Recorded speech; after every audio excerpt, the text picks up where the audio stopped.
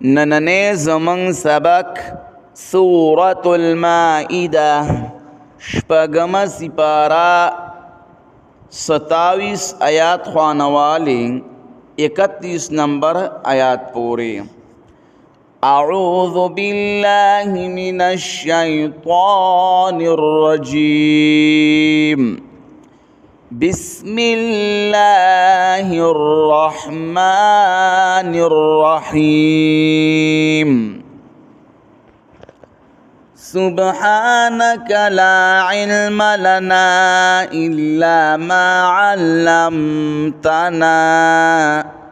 إنك أنت العليم الحكيم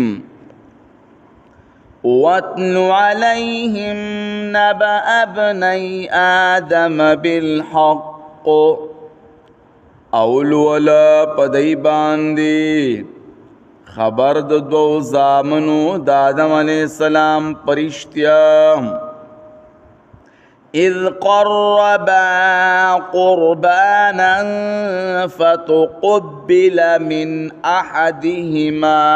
ولم يتقبل من الاخر کله چې پیش کړه دي دواړو قربانی نو قبول کړې شو د یو د دې دواړو نه او قبول نکړې شو د بل نه قال لأقتلنك ویل قابیل خامخا وجنم بزتا لرا قال إنما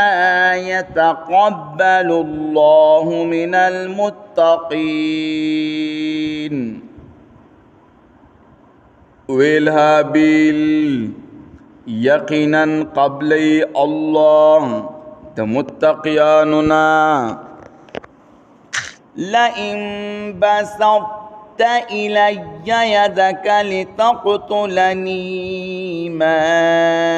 أنا بباسط يدي إليك لأقتلك کتوګد کې ما تلاس خپل دید پارا چې وجن مالرا نیمزو اگدون کې لاس خپل تا چې وجنم تالرا إني أخاف الله رب العالمين یقینا زیریگم د الله نا چې رب د مخلوقات دے إني أريد أن تبوء بإثمي وإثمك فتكون من أصحاب النار یقینا ز ارادکم دا چترا گیرشی پا گناہ د وجل زما کے او پا ارادی د قتل ستا کے نشیبت د جہنمیاننا وذلك جزاء الظالمین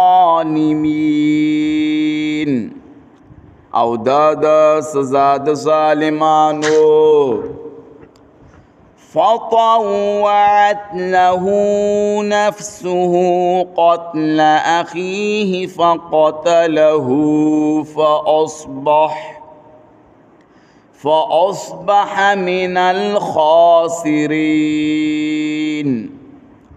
نخیستکو دتا نفس ددو وجل ضرور خپل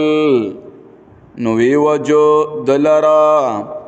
او گرزید دے دتاوانیاننا فبعث الله غرابا يبحث في الأرض نراوليگل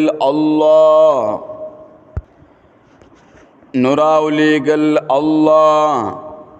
دو کارغان نو دوالو جنگ اکو نو یو کارغو بل اوجو کارغو پنجی وهلی پزمکه کې لیوریه کیف یواری سوءت اخیه دید پارا چوخی دتا چه سرنگی پټ کلاش درور خپل قال یا ویلتا اعجزت ان اکون مثل هذا الغراب اویل قابیل های افسوس آیا ز کمزور شم چویزو پشاند دی دوالو پشاند دی کارغو فأواري سوءة أخي فأصبح من النادمين نو ما با پټکړو لاش درور خپل نو ګرځي د دې د خپېمانو نه